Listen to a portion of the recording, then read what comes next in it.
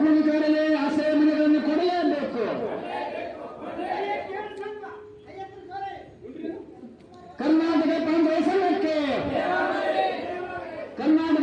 ಸಂಘಕ್ಕೆ ಉದ್ಯೋಗ ಖಾತ್ರಿ ಯೋಜನೆಯಲ್ಲಿ ಕೂಲಿಗಾರರಿಗೆ ಕೆಲಸ ಕೊಡಲೇಬೇಕು. ಕುಂಟದ ಪ್ರಯಾಣದ ನಾಳೆಯಿಂದ ಕೆಲಸ ಪ್ರಾರಂಭ ಆಗಲೇಬೇಕು. ಕೆಲಸ ಕೊಡದ ಕೂಲಿಗಳನ್ನು ಕೂಡಲೇ ಸಸ್ಪೆಂಡ್ ಮಾಡಲೇಬೇಕು. ಕೆಲಸ ಕೊಡದ ಕೂಲಿಗಳನ್ನು ಸಸ್ಪೆಂಡ್ ಮಾಡಲೇಬೇಕು. ದೂರವಾಣಿ ಪಟ್ಟಣ ಪಂಚಾಯತಿಯಲ್ಲಿ ಕೂಲಿಗಾರರಿಗೆ ಕೆಲಸ ಕೊಡಲೇಬೇಕು. ದೂರವಾಣಿ ಪಂಚಾಯತಿಯಲ್ಲಿ ಕುಡಿಯುವ ನೀರಿನ ವ್ಯವಸ್ಥೆ ಮಾಡಲೇಬೇಕು. ಏತಕ್ಕಾಗಿ ಹೋರಾಟ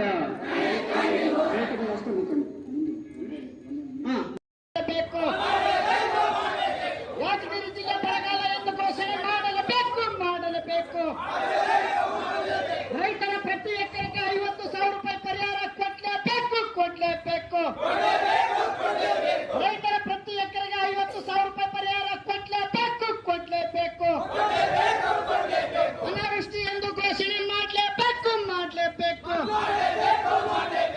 ರೈತರ ಕಷ್ಟದಲ್ಲಿರುವ ಸರ್ಕಾರ ತಕ್ಷಣ ಮಧ್ಯಪ್ರವೇಶ ಮಾಡಲೇಬೇಕು.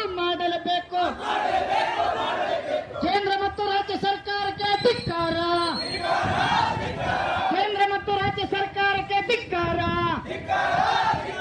ಕರ್ನಾಟಕ ಪ್ರಾಂತ ರೈತ ಸಂಘದ ಹೋರಾಟಕ್ಕೆ ಜಯವಾಗಲಿ. ಕರ್ನಾಟಕ ಪ್ರಾಂತ ರೈತ ಸಂಘದ ಹೋರಾಟಕ್ಕೆ ಜಯವಾಗಲಿ. ಬೇಕೇ ಬೇಕು. ಎಲ್ಲರೂ ಸ್ವಲ್ಪ ಕೈ ಎತ್ತಿ ಹೇಳ್ರಣ. ಬೇಕೇ ಬೇಕು.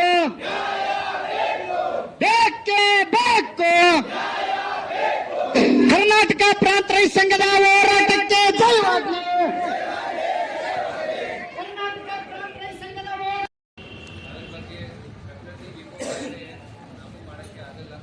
ಸರ್ಕಾರದಿಂದ ಏನೇನು ಪರಿಹಾರ ಇದೆ ಅದು ಮ್ಯಾಕ್ಸಿಮಮ್ ಪ್ರಯತ್ನ ಮಾಡಿರ್ತೀವಿ. ಜೊತೆಗೆ ಈ ಡ್ಯಾಮ್ ಬಗ್ಗೆ ಸರ್ಕಾರದಿಂದ ತೀರ್ಮಾನ ಆಗ್ತಾ ಇದೆ. ಮೊನ್ನೆ ಮುಖ್ಯಮಂತ್ರಿ ಸಮ್ಮೇಳನದಲ್ಲಿ ಕೂಡ ಅದರ ಬಗ್ಗೆ ಚರ್ಚೆ ಆಯಿತು. ಇದು ಸರ್ಕಾರ ಹಂತದಲ್ಲಿ ಡಿಸಿಷನ್ ಆಗುತ್ತೆ. DC ಸರ್ ಮುಖಾಂತರ ಈಗಾಗಲೇ ಪ್ರಪೋಸಲ್ ಪ್ರಸ್ತಾವನೆ ಹೋಗಿದೆ. ಸೆಕೆಂಡ್, ನರೇಗಾ ಬಗ್ಗೆ ನಮಗೆ ಎಲ್ಲರಿಗೆ ಗೊತ್ತಿದೆ. 1 ಜುಲೈಯಿಂದ ನಮ್ಮ ರಾಜ್ಯದಲ್ಲಿ ಕೂಡ VBG ರಾಮ್ಜಿ ಚಾಲೂ ಆಗಿದೆ. ಅದರ ಬಗ್ಗೆ ಸ್ವಲ್ಪ ಹೊಸ ಗೈಡ್ಲೈನ್ಸ್ ಬರ್ತಾ ಇವೆ. ಇಲ್ಲಿವರೆಗೂ ಸ್ವಲ್ಪ ಕನ್ಫ್ಯೂಷನ್ ಇವೆ, ಟೆಕ್ನಿಕಲ್ ಸಮಸ್ಯೆಗಳು ಇವೆ. ಅದಕ್ಕೋಸ್ಕರ ಇಡೀ ರಾಜ್ಯದಲ್ಲಿ ಸ್ವಲ್ಪ ಪ್ರಾಬ್ಲಮ್ ಬರ್ತಾ ಇವೆ. ನಮ್ಮಲ್ಲಿ ಸುಮಾರು 66 ಪಂಚಾಯತಿಗಳಲ್ಲಿ NMR ಜನರೇಟ್ ಆಗಿ ಕೆಲಸ ಚಾಲೂ ಆಗಿದೆ. ಇನ್ನೂ ಸ್ವಲ್ಪ ಈ 10-15 ಡೇಸಲ್ಲಿ 20 ತಾರೀಕುವರೆಗೂ ನಮ್ಮದು ಕ್ರಿಯಾ ಯೋಜನೆ ರೆಡಿ ಮಾಡಲಿಕ್ಕೆ ಅವಕಾಶ ಇದೆ. ಕ್ರಿಯಾ ಯೋಜನೆ ರೆಡಿ ಮಾಡಿ ಆದಮೇಲೆ ಎಲ್ಲರಿಗೆ ಕೆಲಸ ಕೊಡ್ತಾರೆ. ಆಯಿತು. ಅದರ ಬಗ್ಗೆ ನರೇಗಾ ಅಲ್ಲಿ ಕೂಡ ಏನೇನು ಕಂಪ್ಲೇಂಟ್ ಇತ್ತು ಅವರ ಮೇಲೆ ಶಿಸ್ತಿನ ಕ್ರಮ ತಗೊಂಡಿದ್ದೀವಿ. ಕೆಲವೊಂದು PDOದು ಇಂಕ್ರಿಮೆಂಟ್ ಕಟ್ ಮಾಡಿಸಿದ್ದೀವಿ. ಕೆಲವೊಂದು 200 ಫಾರ್ ಎಕ್ಸಾಂಪಲ್ ಸಸ್ಪೆನ್ಷನ್ ಆಯಿತು. ಆದಮೇಲೆ ಕೆಲವೊಂದು 15 ದಿವಸ ಸ್ಯಾಲರಿ ಕಟ್ ಮಾಡಿದ್ದೀವಿ. ಅದು ಎಲ್ಲ ಕ್ರಮ PDO ಮೇಲೆ ಯಾರ್ಯಾರು ನರೇಗಾ ಅಲ್ಲಿ ಮುಂಚೆ ಕೆಲಸ ಕೊಟ್ಟಿಲ್ಲ ಅವರ ಮೇಲೆ ಕ್ರಮ ತಗೊಂಡಿದ್ದೀವಿ. ಆದಮೇಲೆ ಈ ಆಶ್ರಯ ಕಾಲೋನಿ ಬಗ್ಗೆ ಅದು ವಿಷಯ ನನ್ನ ಗಮನದಲ್ಲಿ ಮುಂಚೆ ಬಂದಿಲ್ಲ. ಅದು ಸರ್ವೆ ಬಗ್ಗೆ